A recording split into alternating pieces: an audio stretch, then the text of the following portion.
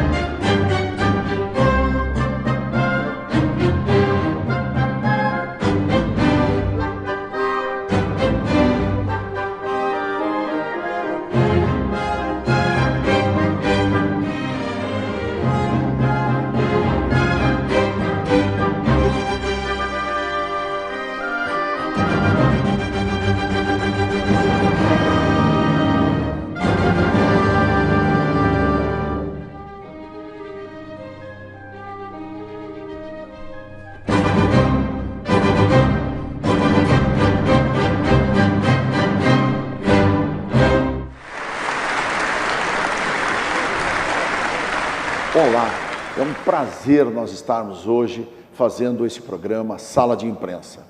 Hoje nós temos realmente uma reportagem super especial.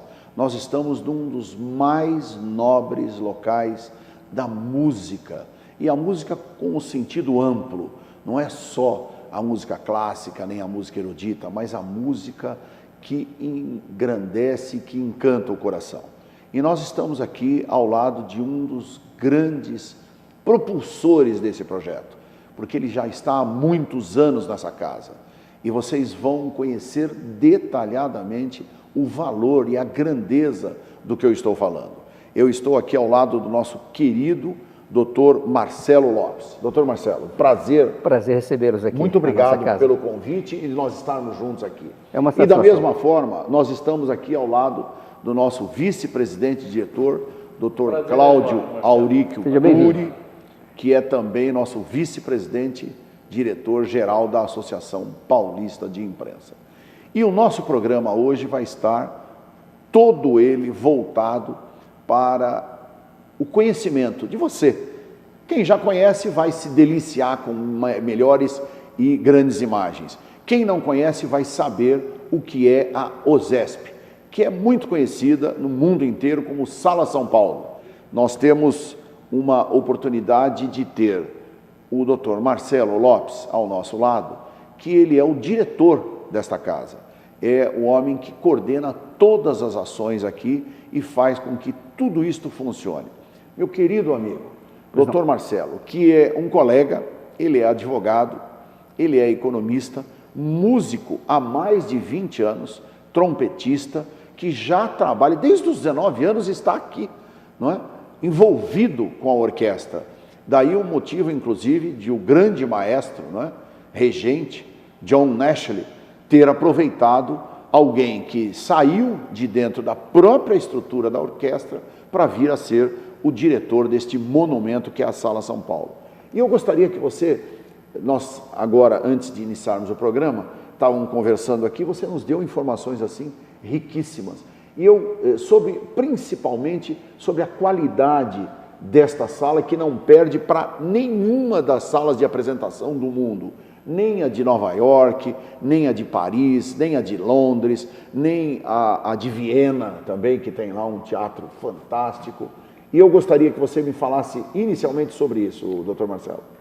Olha, essa sala de concertos é de fato um presente, uma dádiva para a nossa cidade, para o nosso país. A OSESP tem viajado o mundo inteiro, como vocês sabem, turnês pela Europa, Estados Unidos, estivemos recentemente na Ásia, na China, e eu quero dizer para vocês uma coisa, até de um ponto de vista emotivo, que me move muito. A cada concerto que nós tocamos fora do Brasil, ao fim do concerto, eu tenho saudade de casa. Que lindo! Eu tenho saudade de casa. Eu falo, pois é, viemos até aqui, sim, foi bom, grandes tempos da música no mundo, mas São Paulo não deve nada para ninguém.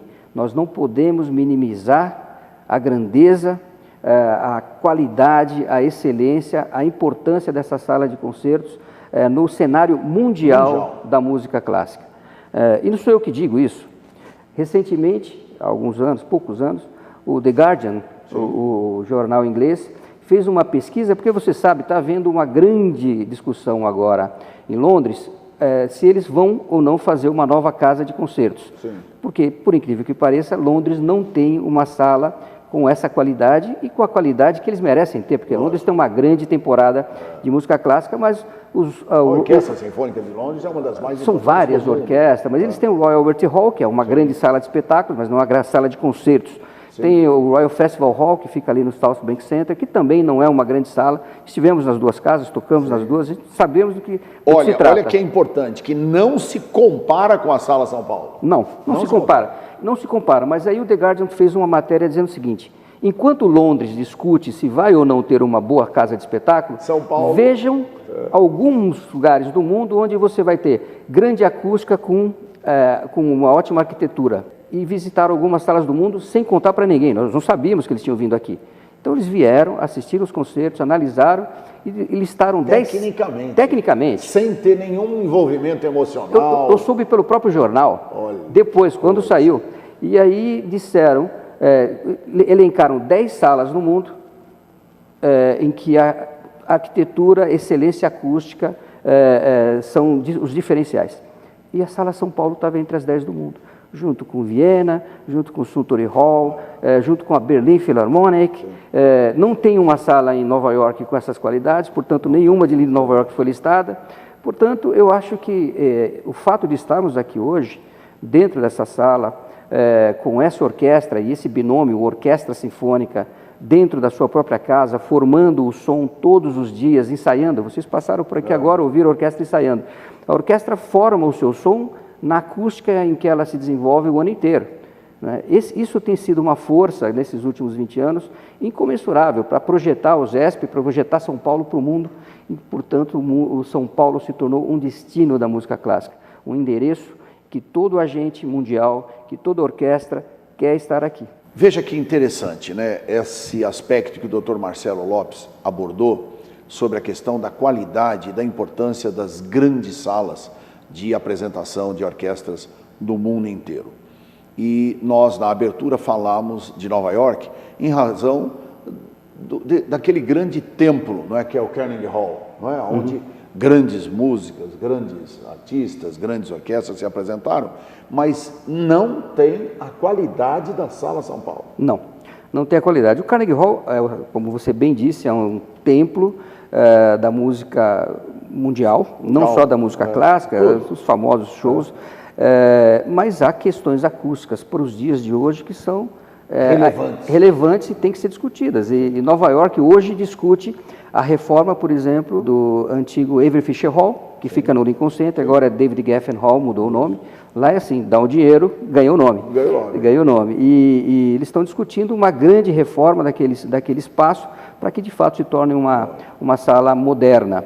E nós temos essa vantagem de termos uma sala acusticamente moderna, com equipamentos que ajustam a acústica de acordo com a obra, né? Isso é muito interessante, mas ao mesmo tempo uma arquitetura neoclássica, uma arquitetura muito particular, ou seja, um espaço que foi reavivado, e isso é mais relevante ainda, um espaço da cidade que estava perdido, de certa forma, né? Um prédio que é tombado pelo patrimônio histórico, foi criado pensando-se no período da cultura cafeeira, né? Aqui nesse prédio se comercializava o café, os grandes barões do café traziam a sua produção para cá e aqui negociavam. Também era o saguão da ferrovia, ou seja, isso aqui é fruto da economia cafeeira brasileira dos anos 30.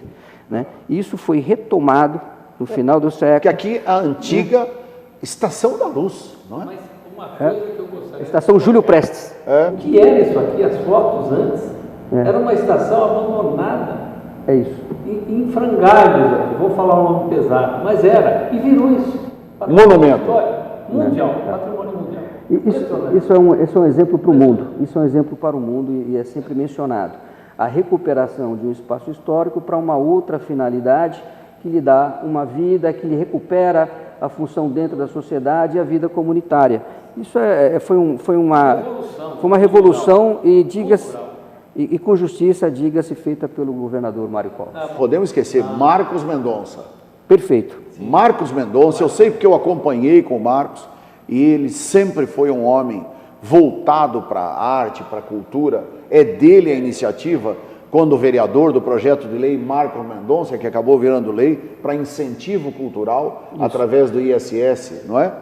E também do IPTU. Então, veja, no fundo, eu acho o seguinte...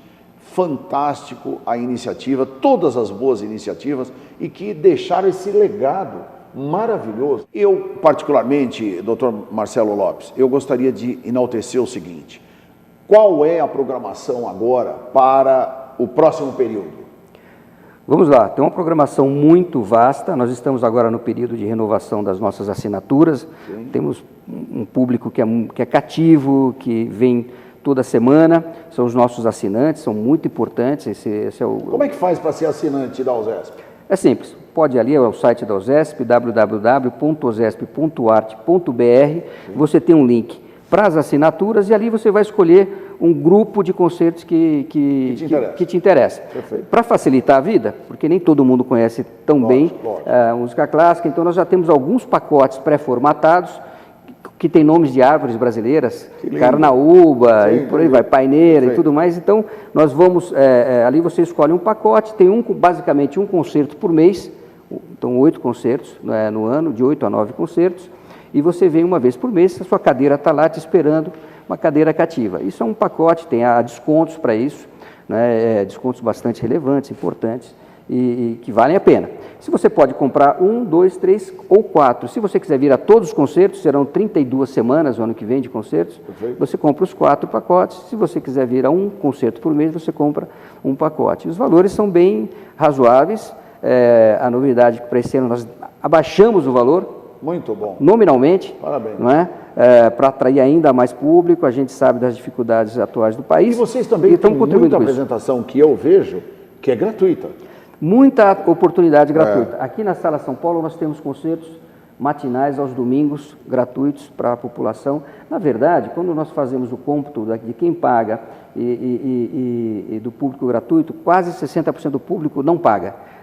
Tanto nos concertos da temporada, porque há uma oportunidade de gratuidade porque nós usamos a Lei Rouanet, a Lei de Incentivo à Cultura, Sim, a Lei perfeito. Federal, e também os concertos matinais, os concertos ao ar livre, né? Então tudo isso gera oportunidade de fruição da música clássica em altíssimo nível. Eu estou vendo aqui, eu tive a oportunidade, juntamente com o meu querido amigo Dr. Cláudio Turi, nós vimos a sua biografia, que é altamente qualificada. E eu tive uma coisa que me deu uma atenção super especial, que você é formado pela Escola Municipal de Música. Com muito orgulho. Exatamente. Isso foi em 1981. Isso, entrei lá em 1981. Então, e onde é que fica essa escola? A Escola Municipal de Música ainda tem? Existe, é uma ótima escola. Hoje tem um prédio muito bom aqui do lado do Teatro Municipal, ali onde tem o Paço das Artes, é Paço das Artes que chama? Sim. Ali no quarteirão de baixo do Teatro Municipal, abaixo do Teatro Municipal. Quando eu estudei lá, era um casarão na aclimação, né? Mas tinha professores ótimos. Eu lembro ótimos. desse atrás do Teatro Municipal. Ali, aquele atrás do teatro, na época, era o Conservatório Dramático Musical. Conservatório Dramático. Musical. Um pouquinho abaixo agora tem essa construção maravilhosa, tem uma sala de concertos muito bonita, uma sala de câmara e tem espaço privilegiado para o ensino da música. Quando eu estudei era um casarão na aclimação, mas a Escola Municipal de Música teve professores fantásticos. Eu estudei com Oswaldo Lacerda, ali, meus professores de instrumento tocavam no Teatro Municipal. A minha formação musical foi do município. Eu não sou de São Paulo, sou de São Bernardo do Campo, mas eu vinha para cá... Nossa, grande ABC. Eu vinha para cá todos os dias. Minha cidade. São Caetano, São Bernardo. São Caetano, enfim, mas eu vinha para cá e a formação era feita no município aqui de São Paulo, na Escola Municipal. Depois de lá eu concomitantemente, fui para a Orquestra Jovem Municipal do Estado, do município de São Paulo, Orquestra Jovem Municipal. E eu sonhava em tocar no Teatro Municipal, na verdade, né? Onde tocava lá meu professor naquela época. Mas acabei depois me ligando ao ZESP. Sim. E logo entrei no ZESP, com 4 anos de estudo, entrei no ZESP. O senhor vem de uma família assim, simples, abastada? Não, minha família, meu pai é um retirante nordestino. Olha, me permite, presidente, me permite uma coisa. Aquele trabalho, se não me engano, tem o nome do Jobim, do Tom Jobim, de recuperação da criança da favela para se tornar um músico. Que realização linda! Tem alguma palavrinha sobre isso? Olha, os projetos sociais de inserção social através da música hoje são muito difundidos no mundo. A Venezuela tem um programa enorme chamado El Sistema, lógico que está em crise como está o país agora. A dificuldade política gera as dificuldades também financeiras e, portanto, impacta na política social. Mas o Brasil abraçou esses projetos também de uma forma muito intensa. Então, você hoje tem projetos na Heliópolis, o Instituto Bacarelli faz um trabalho relevantíssimo por ali. Você tem na Bahia a Neo Gibá, que é uma orquestra fantástica, também com um trabalho social muito relevante. Né? E por aí vai, você tem várias no Brasil hoje em dia. Brasília eu não conheço alguma específica, mas seguramente haverá alguma, né? Porque hoje isso é um trabalho bastante difundido em todos os locais. E São Paulo tem o Projeto Guri, financiado pelo Estado, que é fantástico, milhares de estudantes de música no estado inteiro. E aí tem um sistema, tem uma pirâmide. Você sai do Projeto Guri, vem para as escolas, o aluno mais talentoso ou mais esforçado, vem para as escolas de música do Estado e depois vão para as escolas mais especializadas, até chegar aqui, de repente, na academia da USESP. Nós temos uma academia de altíssima performance, mas eu não tenho dúvida que há projetos em todos os estados do país hoje. Eu sei que tem no Pará, eu sei que tem no Maranhão. Eu recebi recentemente um convite para ir a Teresina, porque lá no Piauí eles também têm um projeto bacana de inserção social através da música. Veja bem, a música é um instrumento excepcional para a inclusão. Por quê? Ela mexe com todos os sentidos do indivíduo. Segundo, a música socializa. Sim. Eu preciso ouvir o outro para poder fazer a minha música. A música não individualiza, ela coletiviza. A música boa ela é feita em conjunto, né? Mas você é treinado sozinho. E ela mexe com os seus melhores sentimentos. Porque a música, às vezes você está nervoso, ou às vezes você está aborrecido, ou às vezes você está numa situação meio triste, não é? O down e tal. O que você faz? Imediatamente, quando você ouve algum... Eu mesmo, eu vou dar um exemplo. Eu cheguei aqui desesperado, né? Porque tivemos aí um contratempo. São Paulo, o trânsito de São Paulo, os compromissos da gente, e a gente como advogado, como jornalista, enfim, e uma responsabilidade muito grande de vir aqui entrevistar o senhor. Entrei aqui a 1000 por hora e tinha uma das suas orquestras aí ensaiando. Só de eu ouvir um acorde, eu já me tranquilizei, porque eu adoro música erudita, eu me tranquilizei. Eu falei, puxa, aí abaixei a sintonia e a graduação, e aí me encontrei com o doutor Cláudio, aí viemos para cá. Então, veja, é fundamental que a gente tenha hoje a oportunidade de cada vez mais, e aqui vem até uma reivindicação. Eu sei que aí depende de verba, depende de um monte de coisa, mas fazer com que a orquestra se apresente em mais lugares em São Paulo, em mais lugares na cidade de São Paulo principalmente, entrar nessas comunidades, sabe? Eu acho que a gente precisa, porque eu tenho visto depoimentos, inclusive de jovens que fizeram parte dessa orquestra lá de Brasília, que, me perdoem, eu não lembro exatamente a estrutura como ela foi montada, mas ele estava dizendo, eu comecei porque um dia eu estava passando e ouvi uma senhora ouvindo no radinho uma música clássica, aí eu fui para a internet, comecei a buscar, não sei o que, e aí foi buscar, viu essa oportunidade que estava arregimentando jovens e tal, que fossem instrumentistas, não sei o quê. Enfim, deu para ele um futuro que possivelmente ele seria mais um desses excluídos da sociedade, né? Olha, eu posso, como depoimento pessoal, eu nasci numa vila operária, tive boa educação, porque meu pai é um homem bastante culto, leu muito, estudou, minha mãe também, então eu tive ali a oportunidade de ter uma educação diferenciada naquele meio, por causa especificamente dos meus pais, a quem eu agradeço muito. Eu ouvia música clássica de garoto, aos 5, 6 anos de idade. Como eu. Mas aí tinha um projeto de uma banda de música onde eu comecei ali a tocar um instrumento, e o professor da banda um dia pegou os alunos, todos, né? Foi uma viagem, veio ao Teatro Municipal e eu lembro de ter assistido um concerto ao vivo aos 7 anos, lá em cima, lá no anfiteatro. E eu vi aquele som de trompete pela primeira vez, aquilo me emocionou, eu voltei para casa e falei, eu quero fazer isso. Eu quero fazer isso. Por isso que eu estou aqui. Porque um professor, numa vila operária, resolveu um dia, um domingo da vida dele, trazer os alunos ao local. E aí eu vou chegar ao seu ponto. Por que eu estou contando essa história? Não é, a minha história pessoal, ela só serve para ilustrar uma outra coisa. É linda. Que é o seguinte, a música clássica, ela encanta. O que nós pretendemos com isso? Aliás, o que acontece? O sujeito vem aqui, primeiro ele se emociona. Você está emocionado, né? Se emociona. Mas quando você se emociona, você se inspira, você fala, por que não? Porque o que a gente existe hoje, existe o não o tempo todo. Verdade. Existe o não, a dificuldade. Mas quando você está emocionado, algo que te toca, que vai lá no fundo, busca os seus valores humanos mais profundos, você vai dizer, isso talvez seja viável, por que não fazer? Isso. Né? Ao você se emocionar, você se inspira. Ao se inspirar, o sujeito se transforma. Então, o que aconteceu comigo lá atrás, e acontece hoje com as crianças que vêm na Sala São Paulo, sejam nos nossos concertos educativos, com as escolas públicas, seja aos domingos de manhã, que nós queremos que as pessoas se emocionem, se inspirem, se transformem e passem a acreditar na possibilidade das coisas. Fechando, então, o raciocínio, o que acontece? É válido e importante que os grupos musicais se apresentem nas periferias, que vão às escolas, que os alunos possam ter contato ou com a apreciação musical ou com a prática musical, essas duas coisas são importantes.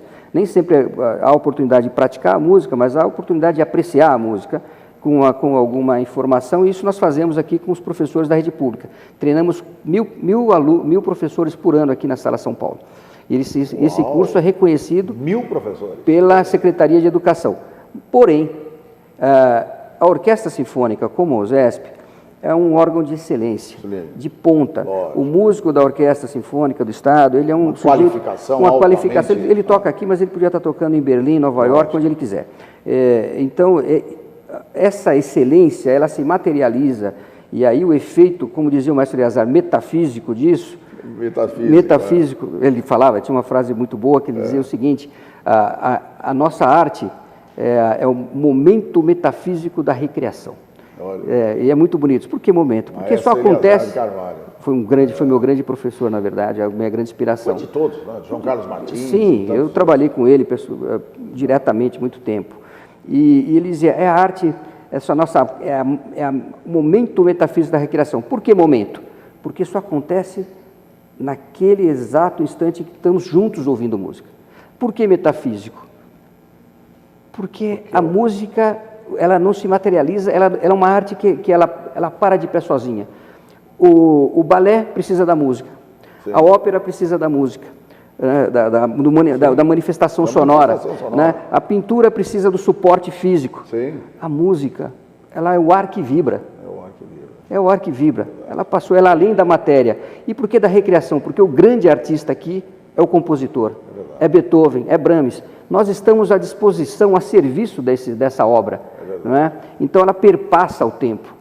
E esse valor é tão grande que quando você ouve num lugar como esse, como a Sala São Paulo, com essa acústica, com essa vibração, o sujeito de fato tem a possibilidade de absorver toda a grandeza e todo o poder transformativo da música. Então eu fecho o argumento dizendo o seguinte: é importante a periferia, mas mais importante é essa sala estar aberta para todos os cidadãos do estado de São Paulo, sejam eles do centro da cidade, dos bairros mais afastados, das outras cidades, ou seja, trazer as pessoas de outros estados, trazer as pessoas para cá, pode ter o poder de transformá-las muito mais. E é isso que nós fazemos. A nossa política, é democratizar. Democratizar e participar. De que forma? Através dos conceitos didáticos, através da audição qualificada, tendo informação, né, boa informação sobre a música que vai ser tocada ali. E isso é um trabalho constante, diário e persistente. Para expressar exatamente em imagem o que o Dr. Marcelo acabou de apresentar para nós, com uma fala didática extremamente explicativa, você vai ter a oportunidade de ver a grandeza arquitetônica e também a apresentação. Nós temos aqui um making-of de algumas orquestras ensaiando e as grandes orquestras que já se apresentaram neste templo da música erudita e da música clássica e da música popular, enfim, da música que inspira o coração. Sala São Paulo, OSESP. Assistam aí.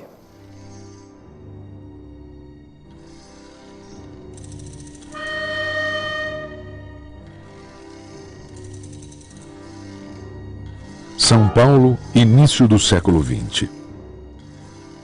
A cidade ainda provinciana já se beneficia grandemente da sua posição como passagem e conexão da importante produção de café que vem desde o interior, com destino ao Porto de Santos. É uma época de prosperidade e desenvolvimento acelerado. A economia do café traz muita riqueza para a cidade. O crescimento do tráfego de cargas e passageiros leva as companhias ferroviárias a fazerem investimentos. A Companhia Estrada de Ferro Sorocabana, que controla alguma das principais ferrovias, realiza em várias regiões do interior obras de ampliação da malha ferroviária e melhorias em estações e armazéns. Na cidade de São Paulo, a Sorocabana quer construir uma nova estação a ser também a sede da companhia. É um projeto ambicioso que deve representar o seu próprio crescimento e o desenvolvimento e riqueza da cidade. Esta deve ser a mais notável estação de São Paulo. O relatório de atividades da empresa naquele ano demanda a imediata construção em São Paulo de um novo edifício para sua estação inicial, com caracteres de grandeza e de verdadeira obra de arte arquitetônica exigidos por essa capital. O projeto é então encomendado ao arquiteto Cristiano Stockler das Neves, fundador do primeiro curso de Arquitetura e Urbanismo de São Paulo na Faculdade Presbiteriana Mackenzie. Cristiano também era responsável pelo primeiro arranha-céu paulistano, o edifício Sampaio Moreira. O projeto da nova estação recebe o prêmio do Congresso Pan-Americano de Arquitetos. Com o advento ferroviário, a região dos Campos Elíseos, antes calma e sem grande movimentação, passou a receber atenção especial e se tornara o primeiro bairro planejado da cidade. Junto com a mais imponente estação, viu surgir muitas mansões e palacetes, símbolos da então poderosa elite cafeeira. Nesse cenário, a construção da estação Júlio Prestes se inicia em 1926 a todo vapor. No prazo de um ano, estavam praticamente concluídos os arcabouços de concreto e as alvenarias. Porém, o contexto mundial e local dos anos seguintes é de grande instabilidade política e econômica. Isso afeta profundamente as obras, que se estendem por 12 anos e são concluídas apenas em 1938. Mas o projeto concebido por Cristiano Stockler das Neves havia sofrido modificações e simplificações nesse período e fica inacabado.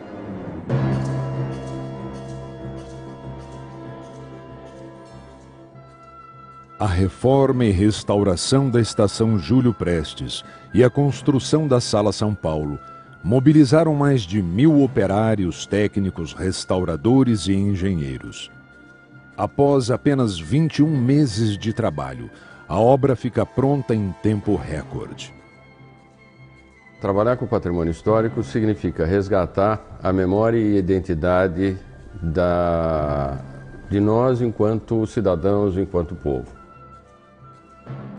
Em 21 de abril de 1999, por desejo do governador Mário Covas, responsável pela construção da Sala São Paulo, o primeiro concerto é realizado especialmente para um certo público: os operários que trabalharam e construíram a Sala São Paulo e seus familiares.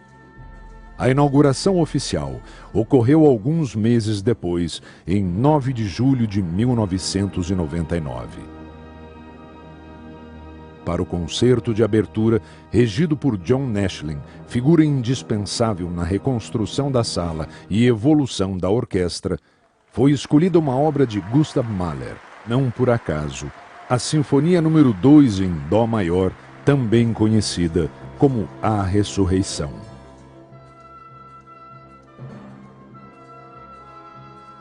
A Sala São Paulo e a OSESP são hoje parte de São Paulo. O que quer dizer isso? Aqui se produz música erudita, música de boa qualidade, mas é também o lugar onde os paulistanos e os paulistas e os brasileiros vêm se encontrar, gostam, têm amor à instituição. Ela faz parte de São Paulo, das pessoas, é parte da vida da cidade. O fato de ela estar numa estação de estrada de ferro já mostra isso. Ela não quer ficar isolada, é uma instituição que está em contato com o povo. A música erudita a serviço da população, de cada um dos paulistanos. Eu tenho uma enorme satisfação de ver como é vibrante a presença dos paulistanos, do povo, aqui na Sala São Paulo. Hoje, a Sala São Paulo, sede da USESP, abriga uma orquestra com 116 músicos, 50 coralistas e 40 academistas, além de uma editora de partituras de música brasileira. Atende 120 mil crianças nos projetos educacionais, além de capacitar 900 professores durante o ano. Hoje, é reconhecida como a maior sala de concertos da América Latina. Possui vários espaços destinados a eventos e convivência pública. A Estação Júlio Prestes renasce magnífica no centro de São Paulo. Em suas paredes, guarda as marcas da história da cidade e em seu coração há agora uma fervilhante produção cultural. Com seus encantos e beleza do início do século XX, ela nos convida a entrar e desfrutar. A música sempre ao alcance de todos.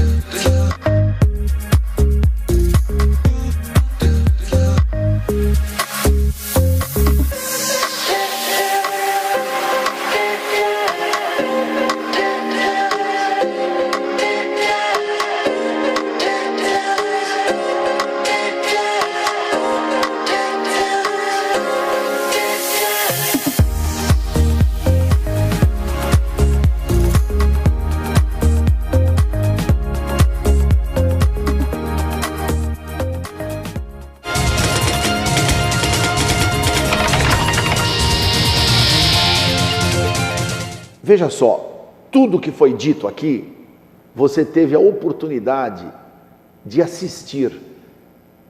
Uma imagem vale mais do que 1 milhão de palavras. E essas imagens, eu tenho certeza que encantaram o seu coração. Como encantou o nosso coração. Como está encantando os nossos corações que nós estamos aqui hoje, nesse local que é, sem sombra de dúvida, muito bem falado e explicitado e agora demonstrado para todos vocês. Dr. Marcelo Lopes colocou aqui com muita clareza. É, sem sombra de dúvida, eu diria que está entre os 5. O jornal The Guardian, não é? Diz que está entre os 10. Eu diria entre os 5. Por quê? Porque a qualidade é excepcional. Nós estamos em um ambiente que não deixa nenhuma dúvida em tudo aquilo que ele se propôs fazer, que é a apresentação de qualidade.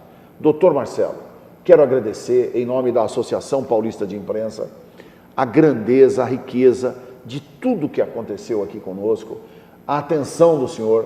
Muito obrigado.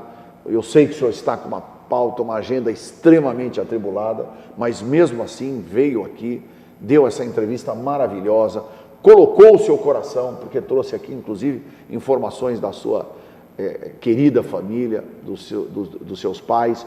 E eu até, antes de encerrar, vou lembrar aqui uma coisa importantíssima. Nós estamos aqui com o nosso querido amigo Minarelli, com a Juliana Minarelli, que também tem um programa fantástico, que é o Infoco, na nossa TV, na rede de TV comunitária de São Paulo, e eles lembram muito bem. Nós estivemos, e neste momento, o doutor Marcelo era o trompetista da OSESP, que se apresentou em Mairiporã, quando nós lá fizemos o Festival de Inverno de Mairiporã. Foi uma iniciativa nossa, da minha empresa, junto com João Carlos Martins, junto com Arthur Moreira Lima, junto com José Carlos Martins, o irmão e também outros grandes pianistas. E ele relembrou, por quê? Porque tem uma pessoa da família dele que, como é que o senhor... Era um tio da minha esposa. Tio da esposa. Morava lá. Que morava em Mairiporã. Olha que coisa linda. Então eu acho que assim, é coisa de Deus. Realmente nós temos hoje um momento sublime. E o encerramento fica vosso, doutor Marcelo. Eu só tenho a agradecer a abertura desse canal para a gente falar um pouco da USESP, da Sala São Paulo. São coisas que nos são muito caras e nos falam profundamente ao coração. Mas mais do que isso, o que eu quero ressaltar, e você disse muito bem agora, falou de João Carlos Martins, falou de Arthur Moreira Lima, falamos de Eleazar de Carvalho, falamos de John Nashling, uma figura fundamental na vida dessa instituição. Tudo. Marcos Mendonça, Mário Covas, Fernando Henrique Cardoso, que ainda é o nosso presidente de honra. E eu chamo a atenção para isso. Essa não é uma construção individual, isso aqui é uma construção coletiva da sociedade brasileira, da sociedade paulista.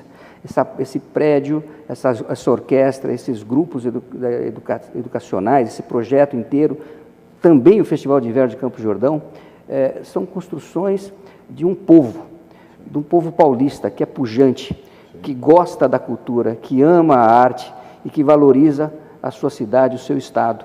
Então, nós somos aqui pessoas a serviço de um ideal de sociedade.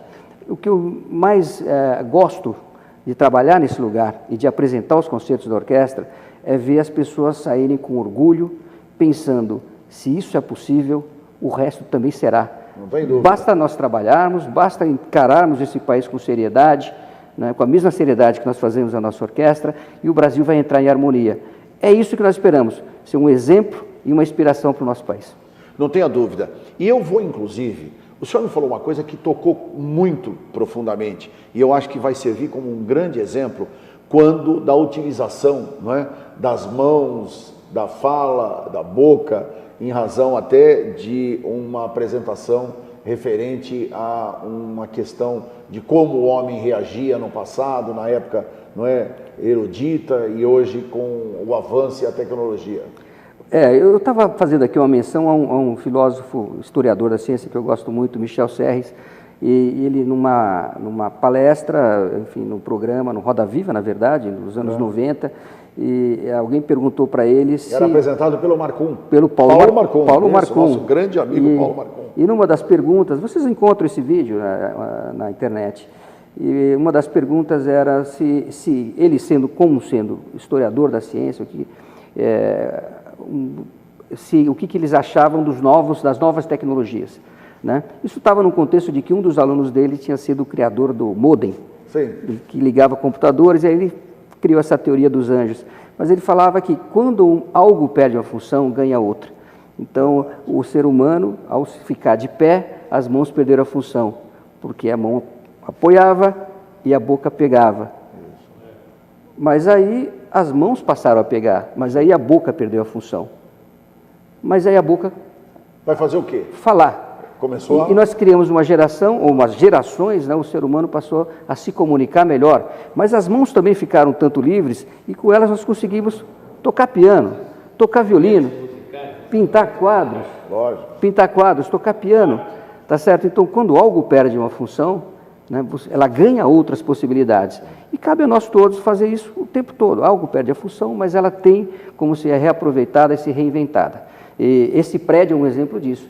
Ele perdeu a função de ser a ferrovia. Foi a estação, não é? Ferroviária de São Paulo. Era a estação Júlio Prestes. Estação da Luz. Estação Júlio Prestes. Ela perdeu a função de ser o saguão da ferrovia e ganhou a função de ser um templo da arte. É muito mais emocionante. Então, eu acho que fica esse exemplo também de se reinventar, de olhar para o futuro, vermos nossas qualidades, aquilo que a gente tem à disposição e criar um futuro importante e melhor para o nosso país. Eu quero terminar agradecendo o nosso querido amigo, o assessor de imprensa aqui de vocês, o Alexandre, não é? Uma pessoa fantástica que nos ajudou, Alexandre Félix, nosso colega, e também deixar um registro fundamental. Me veio aqui, no meio da nossa entrevista, apareceu a questão de nós termos sempre fé, nós termos sempre a determinação, a coragem e, principalmente, perdermos o medo, não é? E isso faz com que a gente cada vez se fortaleça mais. E eu acho que aqui é um exemplo disso. Era realmente uma estação ferroviária que teve seu grande valor e hoje é uma das mais importantes salas de apresentação musical do mundo. Diria até a primeira. Eu disse que está entre as quintas, eu vou terminar o programa dizendo que é a primeira mais importante do mundo. Aliás, aprendi isso com o Salvador Dalí. Ele dizia o seguinte, numa conversa que teve com o João Carlos, ele falou assim: João Carlos, sempre que você se apresentar, diga que você é o maior intérprete de Bach do mundo. E o mundo acabou acreditando. Então, nós precisamos falar. A nossa Sala São Paulo é a mais importante e a primeira do mundo. Do mundo. Por isso, eu agradeço, meu querido amigo Dr. Cláudio Turi, que acompanhou conosco, nosso querido entrevistado de hoje, Dr. Marcelo Lopes, com essas informações fantásticas. E eu diria aqui, e encerraria com uma frase que nosso querido César Romão, nosso vice-presidente, também escritor, psicólogo e tanto tenha colaborado aí, mais de 3 milhões de livros vendidos, ele diz assim: todas as vezes que você tiver com alguma dúvida, nunca esqueça, o sim do seu coração será sempre maior do que o não do mundo. Acredite nisso. Muito obrigado, felicidades e até o nosso próximo Sala de Imprensa. Tchau, tchau. Até lá.